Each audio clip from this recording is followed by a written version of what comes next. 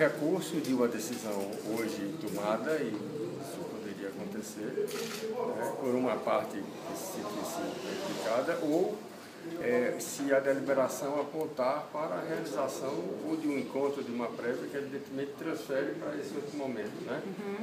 Essas são possibilidades que existem no elenco, né, de todas as possibilidades. Existe uma possibilidade... Eu não estou dizendo que é mais provável ou seja mais provável. Quantas pessoas dessa outra 81? Essa outra seria para ouvir todo mundo, né? Todo o grupo. Os Essa outra 81 qual? Se ficar para um outro momento, Outra essa decisão instância. de indicar um nome, aí seria uma reunião maior com os 81 Não membros? seria de indicar o nome, seria qualquer decisão que seja tomada hoje que não agrade a uma parte, ela poderá, a meu ver, salvo melhor juízo, mas... E a possibilidade de uma intervenção no Diretório Municipal, isso pode acontecer ou não? O Diretório Nacional ele tem a prerrogativa de cidades acima de 150 mil.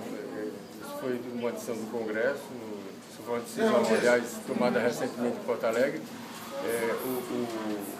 A Executiva ela pode deliberar diferentemente daquilo que delibera a instância municipal. Então, o que a Executiva Nacional decidir, o Diretório Municipal vai ter que acatar, não é isso? Do ponto de vista regimental, sim.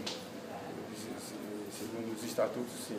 Agora, as partes, me parece que sempre poderão fazer um recurso à instância superior, que é o